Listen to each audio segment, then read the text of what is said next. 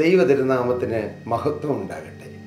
കർത്താവായ യേശുക്രിസ്തുവിൻ്റെ നിസ്തുലമായ നാമത്തിൽ, സ്നേഹം നിറഞ്ഞ നാമത്തിൽ നിങ്ങൾക്കേവർക്കും എൻ്റെ എളിയ സ്നേഹവന്ദനം. കർത്താവിന് സ്തോത്രം.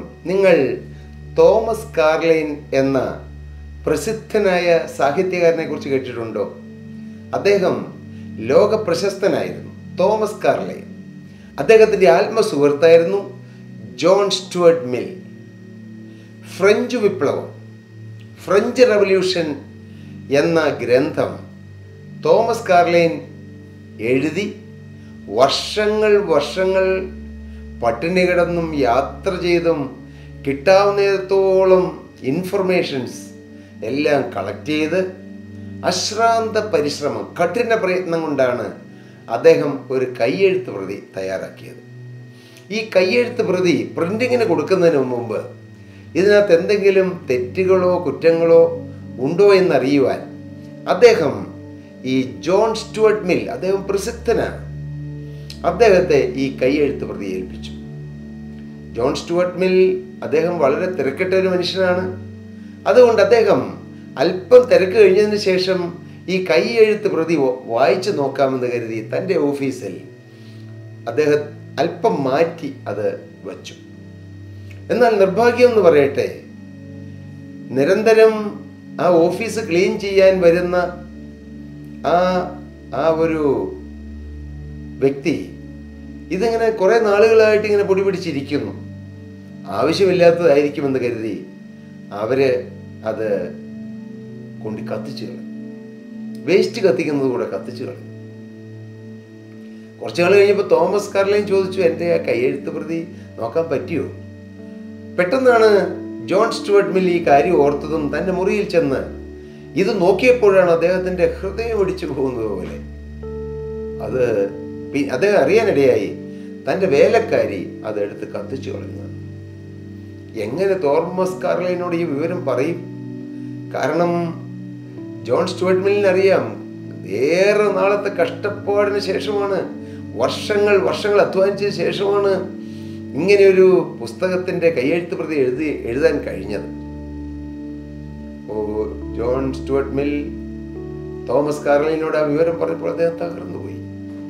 അദ്ദേഹം ബോധരഹിതനാകുന്നത് പോലെ അദ്ദേഹമായി തീർന്നു. കാരണം അത്ര നാളത്തെ കഷ്ടപ്പാട്, ഒരു ഭ്രാന്ത് പിടിച്ച മനുഷ്യനെ പോലെ അദ്ദേഹം മനസ്സുകൊണ്ടായിപ്പോയി. അദ്ദേഹം തൻ്റെ മുറിയിൽ, ഈ തോമസ് കാർലൈൻ തൻ്റെ മുറിയിൽ പോയി ഏകാന്തപതിഹിതനായി, ഏകാന്തതയിൽ അദ്ദേഹം അങ്ങനെ കുറേ നാളുകൾ നിരാശപ്പെട്ട് സങ്കടപ്പെട്ട്, കാരണം എത്രയോ നാളത്തെ കഠിനാധ്വാനമാണ്, അദ്ദേഹം നിരാശപ്പെട്ട് ഭാരപ്പെട്ട് ആ മുറിയിൽ തന്നെ കിടന്നു. എന്നാൽ ഒരിക്കൽ അദ്ദേഹം തൻ്റെ ബെഡിൽ കിടക്കുമ്പോൾ ജനാല വഴി പുറത്തേക്ക് നോക്കിയപ്പോൾ, വെറുതെ നോക്കിയതാണ്, അദ്ദേഹം ഒരു കാഴ്ച കണ്ടു. ഒരു മനുഷ്യൻ ഓരോ ഇഷ്ടിക എടുത്ത് ഇങ്ങനെ പണിയുന്നു. ഒരു ഇഷ്ടിക എടുത്ത് വയ്ക്കുന്നു, അല്പം സിമൻ്റ് ഇടുന്നു, പിന്നെ അടുത്തെടുത്ത് വയ്ക്കുന്നു. തോമസ് കാർലൈൻ ഇങ്ങനെ നോക്കിക്കൊണ്ടിരിക്കുമ്പോൾ അത് ഏതാനും മണിക്കൂർ കഴിയുമ്പോൾ അത് കുറച്ചുകൂടെ പൊങ്ങി. പിന്നെ വൈകുന്നേരം ആയപ്പോൾ കുറേ അധികം പൊങ്ങി. 1-2 ദിവസം കഴിഞ്ഞപ്പോൾ അത് മനോഹരമായ ഒരു വീടായി മാറി. ഈ കാര്യം തോമസ് കാർലൈനെ ചിന്തിപ്പിച്ചു. അദ്ദേഹം ചിന്തിച്ചു, ഞാൻ ഇനിയും അല്പമായി അധ്വാനിച്ചാൽ എനിക്ക് പടുത്തുയർത്താം, എനിക്ക് ഇനിയും എഴുതാം. അങ്ങനെ അദ്ദേഹം ആ ഒരു സാധാരണ പണിക്കാരൻ, ഒരു മേസൻ എന്നെല്ലാം നാം പറയും, അദ്ദേഹത്തിൻ്റെ പണി കണ്ട് കൊച്ചു ഇഷ്ടിക കൊണ്ട് പതുക്കെ ഓരോന്നോരോന്ന് അത് പണിത് വരുമ്പോൾ അത് വലുതാകും. ഞാൻ നിരാശപ്പെടാതെ പണിതാൽ എനിക്ക് ഉയരാം, എനിക്ക് ഇനിയും എഴുതാം എന്നുള്ള ആ ചിന്തയോടെ അദ്ദേഹം വീണ്ടും എഴുതാൻ ആരംഭിച്ചു.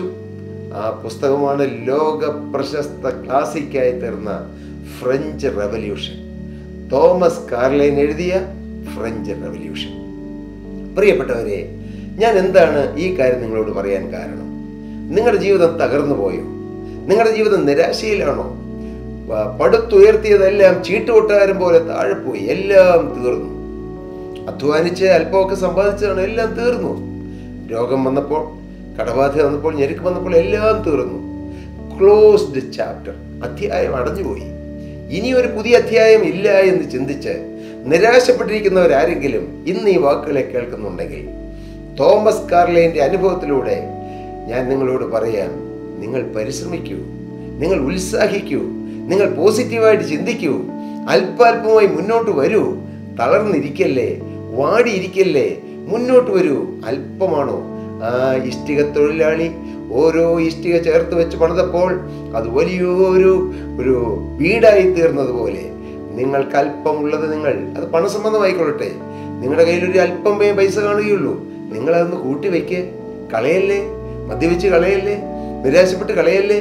ഇനി എനിക്ക് വളരാൻ പറ്റുമോ എന്നോർത്ത് നിങ്ങൾ നിരാശപ്പെടല്ലേ. നിങ്ങളുടെ സ്ഥാപനം അല്ലെങ്കിൽ നിങ്ങൾ നടത്തിക്കൊണ്ടുവന്ന ഒരു വ്യാപാരം അല്ലെങ്കിൽ വ്യവസായം അത് ഏറ്റവും താഴേക്ക് പോയി, ഇനി അത് ക്ലോസ് ചെയ്ത് കളയാം. അങ്ങനെയല്ല, അതിൽ നിന്ന് എങ്ങനെയെങ്കിലും എനിക്ക് കരകയറാൻ പറ്റുമോ? ആ സമയത്ത് നമ്മെ സഹായിക്കുന്ന ഒരുവനുണ്ട്, അവനാണ് കർത്താവായ യേശു ക്രിസ്തു. നിങ്ങൾ യേശുവിനോട് പ്രാർത്ഥിച്ചിട്ട് പതുക്കെ പതുക്കെ മുന്നോട്ടായൂ പ്രിയരെ. മുന്നോട്ട് ഒരു ചുവടെടുത്ത് വയ്ക്കൂ. ഒരു ചുവടാണെങ്കിൽ അത് മുന്നോട്ട് വെച്ചോളണം, പുറകോട്ട് ഒരിക്കലും സ്റ്റെപ്പ് വെക്കരുത്. നാം മുന്നോട്ട് അല്പമാണെങ്കിലും മുന്നോട്ടായിരിക്കണം. ദൈവത്തിന് സ്തോത്രം. അങ്ങനെയെങ്കിൽ നിങ്ങളുടെ ജീവിതം അഭിവൃദ്ധിപ്പെടും, നിങ്ങളുടെ ജീവിതം അനുഗ്രഹിക്കപ്പെടും, നിങ്ങളുടെ ജീവിതം ധന്യമായി തീരും. നിങ്ങൾ ആത്മീയമായി ഉണരും, ഭൗതികമായി ഉണരും. ആത്മാവിൽ ഒരു കാലത്ത് നല്ല വീര്യത്തോടെ, ശക്തിയോടെ, ബലത്തോടെ കഴിഞ്ഞ അനേക ദൈവമക്കൾ ഇന്ന് പല ജീവിത സാഹചര്യങ്ങളിൽ തട്ടിമുട്ടി പലരും നിരാശപ്പെട്ട് കഴിയുന്നു. അവരിലുള്ള കൃപകളോ കൃപാവരങ്ങളോ അവരിലുള്ള ദൈവവചനമോ ദൈവ സാന്നിധ്യമോ അവർക്ക് പ്രകടിപ്പിക്കാൻ കഴിയാതെ ഇതാ ഒരു തീ ഉണ്ടായിരുന്ന ഒരു വിറക് കഷ്ണത്തിൽ ചാരം വന്ന് മൂടിയതുപോലെ അനേകർ തളർന്നു കിടക്കുകയാണ്. ഉള്ളിൽ തീ ഉണ്ട്, പക്ഷെ പുറമെ നോക്കുമ്പോൾ ചാരമാണ്. മോനെ, നീ ആ ചാരം ഒന്ന് ഊതിക്കള, നിന്നിൽ തീ ജ്വലിപ്പിക്കാൻ യേശുവിന് കഴിയും. എനിക്കറിയാം, ഞാനിത് പറയുമ്പോൾ ഏതൊക്കെയോ ദൈവമക്കളോടാണ് എൻ്റെ കർത്താവ് സംസാരിക്കുന്നത്. എനിക്കറിയാം, എൻ്റെ ഉള്ളിൽ അത്രമാത്രം ദൈവാത്മാവിൻ്റെ സമാധാനം ഞാൻ അനുഭവിച്ചുകൊണ്ടാണ് ഈ വാക്ക് പറയുന്നത്. അത്രമാത്രം പ്രതീക്ഷ തിങ്ങി നിറഞ്ഞാണ്, പ്രത്യാശ തിങ്ങി നിറഞ്ഞാണ് ഞാൻ ഈ വാക്കുകൾ പറയുന്നത്. എൻ്റെ യേശുവിന് അസാധ്യമായതൊന്നുമില്ല. എൻ്റെ പ്രിയമകനെ, പ്രിയമകളെ, നിന്റെ ജീവിതം താണ് പോയിക്കൊണ്ടിരിക്കുകയാണോ? നീ ഒന്ന് നിർത്ത്, നീ മുന്നോട്ട് നോക്കൂ. വിശ്വാസത്തിൻ്റെ നായകനും പൂർത്തി വരുത്തുന്നതുമായ ഒരു യേശുവുണ്ട്. യേശു നിന്നിലൊരു വേല ആരംഭിച്ചെങ്കിൽ അത് പൂർത്തീകരിക്കും. മകനെ, നീ നിരാശപ്പെടണ്ട, മകളെ നീ ഭാരപ്പെടണ്ട, തളർന്നിരിക്കണ്ട, വാടിയിരിക്കണ്ട. തോമസ് കാർലൈൻ ബ്രിക്ക് തൊഴിലാളി ചെയ്യുന്ന കൊച്ചു കാര്യങ്ങൾ കുറച്ച് ചെയ്താൽ, അല്പമായി ചെയ്താൽ എനിക്കും ഉയരാം, വളരാമെന്ന ആ ചിന്തയോടെ ഉയർന്നതുപോലെ നിങ്ങളും ചെയ്യൂ. പരീക്ഷയിൽ തോറ്റുപോയ കുട്ടികളുണ്ടോ? ഈ വാക്കുകൾ കേൾക്കുന്നുണ്ടോ? നിങ്ങൾക്കൊരു പക്ഷേ മാത്സ് തോറ്റുപോയി കാണും, ഫിസിക്സ് വിഷമമായിരിക്കും. നിങ്ങൾ തളർന്നു കിടക്കരുത്. ആ ഫിസിക്സ് എങ്ങനെയും പഠിച്ചെടുക്കണമെന്ന് വിചാരിച്ച് നിങ്ങൾ അല്പമായി പഠിക്കുക. ഞാൻ ഇന്നും പഠിക്കുന്ന ഒരു വിദ്യാർത്ഥിയാണ്. ഞാൻ ഒരു പോസ്റ്റ് ഗ്രാജുവേഷനും ഒരു ഗ്രാജുവേഷൻ, എൻ്റെ ഗ്രാജുവേഷൻ എനിക്ക് വേറെ ഗ്രാജുവേഷൻസ് ഉണ്ട്. ഒരു ഗ്രാജുവേഷൻ തീരാറായി, പക്ഷേ അതിനു മുമ്പ് തന്നെ ഞാൻ പോസ്റ്റ് ഗ്രാജുവേഷൻ സ്റ്റാർട്ട് ചെയ്തു. ഇപ്പോഴത് 3rd സെമിസ്റ്ററിലേക്ക് കടന്നിരിക്കുകയാണ്. പഠിക്കൂ, ഉത്സാഹിക്കൂ. ഞാൻ ഒരു കമ്പനിയിൽ ഒരു എക്സിക്യൂട്ടീവ് ഡയറക്ടറായി ജോലി ചെയ്യുന്നയാളാണ്. അതോടൊപ്പം കർത്താവിൻ്റെ വേല ചെയ്യുന്നു. എല്ലാ ദിവസവും രാവിലെ 5:30 ഈ സുവിശേഷ സന്ദേശം 10 മിനിറ്റ് ചെല്ലാനുള്ള സുവിശേഷ സന്ദേശം ഞങ്ങളുടെ ഫോർ മൈ ജീസസ് എന്ന ചാനലിലൂടെ ഞങ്ങൾ അത് സംപ്രേഷണം ചെയ്യുന്നു. ഇതോടനുബന്ധിച്ച് സഭാ ശുശ്രൂഷകളുണ്ട്, ഒരുപടി ശുശ്രൂഷകളുണ്ട്. ഞങ്ങളുടെ ഫെലോഷിപ്പിൽ യങ്സ്റ്റേഴ്സിന് ഫെലോഷിപ്പുണ്ട്, അതുപോലെ യുവതികൾക്ക് യുവാക്കൾക്കുള്ള ഫെലോഷിപ്പുണ്ട്, സഹോദരിമാർക്കുള്ള ഫെലോഷിപ്പുണ്ട്, 40-30 വയസ്സിന് മുകളിലുള്ള സഹോദരന്മാർക്കുള്ള ഫെലോഷിപ്പുണ്ട്. സെക്കൻഡ് സാറ്റർഡേ ഡെലിവറൻസ് മീറ്റിംഗ് ഉണ്ട്, ഞങ്ങളുടെ ഭവനത്തിൽ വെച്ച് മീറ്റിംഗ് ഉണ്ട്. ഞാൻ എന്നെ പല സ്ഥലങ്ങളിലും കർത്താവിൻ്റെ വചനം പറയാനും സാക്ഷ്യം പറയാനും വിളിക്കുന്നുണ്ട്. ഒത്തിരി തിരക്കുണ്ട്. പക്ഷേ ഞാൻ പറയും, സമയമില്ല എന്ന് നിങ്ങൾ പറയരുത്. ഇതുകൂടാതെ എല്ലാ ദിവസവും രാവിലെ 4:30 പ്രയർ ഉണ്ട്. ഒരു 4 മണി കഴിയുമ്പോൾ എഴുന്നേൽക്കണം. എത്ര ലേറ്റായിട്ട് കിടന്നാലും കൃപയാൽ ഞാൻ എന്നെ കർത്താവ് എഴുന്നേൽപ്പിക്കുന്നു. ഒന്നും എൻ്റെ കഴിവല്ല. ചില ദിവസം 2 മണിക്ക് കിടന്ന ദിവസങ്ങളുണ്ട്, 3 മണിയായപ്പോൾ കിടന്ന ദിവസങ്ങളുണ്ട്, 4 മണിയോട് അടുത്ത് കിടന്ന സമയങ്ങളുണ്ട്. പക്ഷെ കൃപയാൽ കർത്താവ് 4:30 മുമ്പായി പാവപ്പെട്ട അടിയനെ തട്ടി ഉണർത്തുന്നു.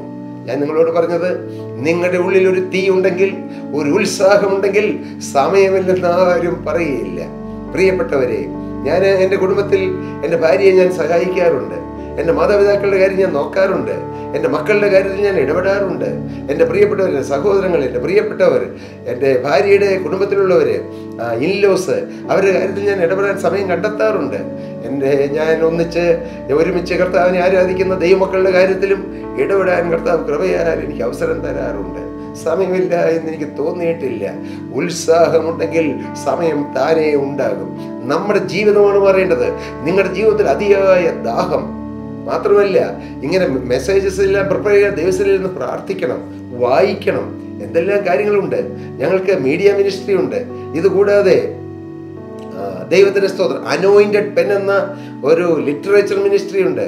ഇതെല്ലാം നോക്കുമ്പോൾ വലിയ ഭാരം പോലെ തോന്നുമെങ്കിലും എനിക്ക് യാതൊരു ഭാരവുമില്ല. കാരണം എൻ്റെ യജമാനനായ എൻ്റെ കർത്താവിൻ്റെ മുഖം എൻ്റെ ചുമലിലുണ്ടെന്ന് എനിക്കറിയാം. അവൻ്റെ മുഖം മൃദുവാണ്, അവൻ്റെ ചുമട് ലഘുവാണ്. എൻ്റെ പ്രിയപ്പെട്ടവരെ, ദൈവവേല ചെയ്യാൻ തളരില്ലേ. നിങ്ങൾ ഉത്സാഹത്തിൽ മടുപ്പില്ലാതെ ആത്മാവിൽ എരിവുള്ളവരായി കർത്താവിനെ സേവിപ്പീന്ന് ദൈവത്തിന്റെ വചനം പറയുന്നു. ഉത്സാഹത്തിൽ മടുക്കരുത്. മനസ്സെപ്പോഴും ഉത്സാഹിക്കണം. എനിക്കത് നേടണം, എനിക്ക് കർത്താവിനെ പ്രാപിക്കണം, എനിക്ക് എൻ്റെ യേശുവിൻ്റെ സ്നേഹത്താൽ നിറയണം, എനിക്ക് വിശുദ്ധിയാൽ നിറയണം, എനിക്ക് എത്രത്തോളം എൻ്റെ യേശുവിൻ്റെ വേല ചെയ്യാമോ അത്രത്തോളം ചെയ്യണം. പ്രിയപ്പെട്ടവരെ, ജോലി തടസ്സമല്ല, കുടുംബം തടസ്സമല്ല, കുടുംബജീവിതം തടസ്സമല്ല, നമ്മുടെ കൂടെ മാതാപിതാക്കളുണ്ടെങ്കിൽ അത് തടസ്സമല്ല, മക്കൾ നമ്മുടെ കൂടെ ഉണ്ടെങ്കിൽ തടസ്സമല്ല, കൊച്ചുമക്കൾ നമ്മുടെ കൂടെ ഉണ്ടോ അതും തടസ്സമല്ല. ഇതെല്ലാം അനുഭവിക്കുന്ന ഒരാളാണ് ഞാൻ. ധാരാളം യാത്ര ചെയ്യാറുണ്ട്. ഒന്നും തടസ്സമല്ല. ആഗ്രഹമുണ്ടെങ്കിൽ നിങ്ങൾ തളരരുത്. ഞാൻ പറഞ്ഞത് തോമസ് കാർലൈൻ തളരാതെ, എല്ലാം നഷ്ടപ്പെട്ടു പോയത് എല്ലാം തീർന്നെങ്കിലും ഇന്ന് തുടങ്ങി. ഇന്ന് ഈ തിരുവചനം കേൾക്കുന്ന നിങ്ങളിൽ പലരും ഇതുവരെ നിങ്ങൾക്കൊന്നും നേടാൻ കഴിച്ചില്ലെങ്കിലും ഇന്ന് തുടങ്ങുക. ഇന്ന് ഹഗായി പ്രവാചകന്റെ പുസ്തകത്തിൽ ദൈവത്തിന്റെ പരിശുദ്ധാത്മാവ് ഇപ്രകാരം പറയുന്നു, from this day on I will bless you എന്ന്. നിങ്ങൾ ഇന്ന് തുടങ്ങിയാൽ ഇന്ന് മുതൽ ദൈവം നിങ്ങളെ അനുഗ്രഹിക്കും. ഇന്ന് മുതൽ നിങ്ങളുടെ ജീവിതം തളിർക്കും, അത് പുഷ്പിക്കും, അത് ഫലം കായ്ക്കും. ഹല്ലേലൂയ.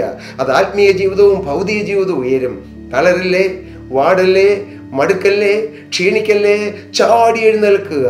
ഹല്ലേലൂയ. അതിനുള്ള ഒരു എനർജി ദൈവത്തിന്റെ പരിശുദ്ധാത്മാവ് ഈ വാക്കുകളിലൂടെ, ദൈവത്തിന്റെ വചനം, മാറ്റമില്ലാത്ത ദൈവത്തിന്റെ സന്ദേശം കേട്ടുകൊണ്ടിരിക്കുമ്പോൾ നിങ്ങളുടെ ഹൃദയത്തിന്റെ അകത്തളങ്ങളിലേക്ക് ഞാൻ അറിയുന്നു ദൈവത്തിന്റെ പരിശുദ്ധാത്മാവ് നിങ്ങൾ ആരെയൊക്കെയോ സന്ദർശിച്ചുകൊണ്ടിരിക്കുന്നു, ആരെയൊക്കെയോ തൊട്ടുകൊണ്ടിരിക്കുന്നു, ആരെയൊക്കെയോ ഉള്ളിൽ വലിയ വിപ്ലവകരമായ ചലനം നടന്നുകൊണ്ടിരിക്കുന്നു.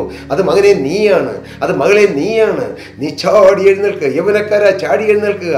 എല്ലാം തീർന്നു എന്നോർത്ത് ശുശ്രൂഷയെല്ലാം മാറ്റിവെച്ചിട്ട് പ്രിയപ്പെട്ട മധ്യവയസ്കനായ സഹോദര, പ്രിയ സഹോദരി, നീ ക്ഷീണിച്ചിരിക്കുകയാണോ? ചാടി എഴുന്നേൽക്കുക. നിന്നെ കാത്തിരിക്കുന്ന ഒരു യേശുവുണ്ട്. എൻ്റെ പ്രിയപ്പെട്ടവരെ, ഞാൻ എന്താ പറഞ്ഞത്? തോമസ് കാർലൈൻ ആ ബുക്ക് വീണ്ടും എഴുതി, അത് പ്രസിദ്ധീകരിച്ചു, ലോക പ്രശസ്ത ക്ലാസിക്കായി. അത് തീർന്നു. ഫ്രഞ്ച് റെവല്യൂഷൻ, ഫ്രഞ്ച് വിപ്ലവം. നിങ്ങളുടെ ജീവിതത്തിൽ വിപ്ലവം. ഞാൻ പറഞ്ഞ വിപ്ലവം എന്ന് പറഞ്ഞാൽ ഒരു നെഗറ്റീവായിട്ടല്ല. സ്നേഹത്തിൻ്റെ വിപ്ലവം, സമാധാനത്തിൻ്റെ വിപ്ലവം, ഒരു മനസ്സിൻ്റെ വിപ്ലവം, ഐക്യത്തിൻ്റെ വിപ്ലവം, സ്വർഗീയ സമാധാനം കൊണ്ട് കുടുംബം നിറയ്ക്കുന്ന വിപ്ലവം, കുടുംബം സ്വർഗമാക്കുന്ന സ്വർഗീയ വിപ്ലവം. ആ സ്നേഹത്തിൻ്റെ വിപ്ലവം നിങ്ങളുടെ ജീവിതത്തിൽ നടക്കുവാൻ നിങ്ങൾ ആഗ്രഹിക്കുന്നുണ്ടെങ്കിൽ നിങ്ങളുടെ ജീവിതം യേശുവിന് കൊടുക്ക്. സ്നേഹസ്വരൂപനായ എൻ്റെ ഏറ്റവും പ്രിയപ്പെട്ട യേശുവിൻ്റെ കരങ്ങളിലേക്ക് നിങ്ങളുടെ ജീവിതം കൊടുത്താൽ നിങ്ങളുടെ ജീവിതം ധന്യമാകുമെന്ന് പാവപ്പെട്ട എൻ്റെ അനുഭവത്തോട് ചേർത്ത് ഞാൻ പറയാം. ഞാൻ ഇന്ന് ക്രിസ്തുവിൽ ധന്യനാണ്. ഞാൻ ഇന്ന് ക്രിസ്തുവിൽ സമാധാനം അനുഭവിക്കുന്ന ഒരാളാണ്. എൻ്റെ ജീവിതത്തിൽ പ്രശ്നങ്ങളില്ലാഞ്ഞിട്ടല്ല, പക്ഷേ പ്രശ്നങ്ങളെ ഓവർകം ചെയ്യുന്ന ഒരു സ്വർഗീയ സമാധാനം കൊണ്ട് എൻ്റെ കർത്താവ് നിറച്ചിരിക്കുന്നത് എനിക്കറിയാം. കാരണം ഈ പ്രശ്നങ്ങളൊന്നും എന്നെ ബാധിക്കുന്നില്ല. ഈ പുറമേ നടക്കുന്ന കാര്യങ്ങളൊന്നും എൻ്റെ ഹൃദയത്തെ ബാധിക്കുന്നില്ല. ഒരു ഈയാമ്പാറ്റയെ പോലെ കർത്താവിൻ്റെ സന്നിധിയിൽ സമാധാനത്തോടെ ജീവിക്കാൻ കർത്താവ് എനിക്ക് കൃപ തരുന്നു. എൻ്റെ വാക്കുകളെ നിർത്തട്ടെ. നിങ്ങൾ എന്ത് പറയുന്നു? യേശുവിൻ്റെ കരങ്ങളിലേക്ക് കൊടുക്കൂ. പുതിയൊരു സമർപ്പണം എടുക്കൂ. പുതിയ ജീവിതം തുടങ്ങൂ. എന്ന് തുടങ്ങൂ. നിങ്ങളെ ദൈവം അനുഗ്രഹിക്കും. അതിനിടയാകട്ടെ. ദൈവനാമം മഹത്വം എടുക്കട്ടെ. സ്തോത്രം. പ്രിയ സഹോദരി സഹോദരങ്ങളെ, നിങ്ങൾക്ക് പ്രാർത്ഥനാ വിഷയങ്ങളുണ്ടോ? ഞങ്ങൾക്കൊരു പ്രയർ വാരിയേഴ്സ് ടീമുണ്ട്. ഞങ്ങൾ നിങ്ങൾക്ക് വേണ്ടി പ്രാർത്ഥിക്കും. പോരാ, ഞാൻ വ്യക്തിപരമായിട്ടും ഫോൺ വിളിക്കുന്നവർക്ക് വേണ്ടി അപ്പോൾ തന്നെ പ്രാർത്ഥിക്കാറുണ്ട്. അനേകർക്ക് കൃപയാൽ കർത്താവ് പ്രാർത്ഥനയ്ക്ക് മറുപടി കൊടുക്കുന്നു. ഞങ്ങളല്ല, യേശു പ്രാർത്ഥനയ്ക്ക് മറുപടി കൊടുക്കുന്നു. നിങ്ങൾ കോൺടാക്റ്റ് ചെയ്യൂ. ദൈവം നിങ്ങളെ നിറപടിയായി അനുഗ്രഹിക്കും.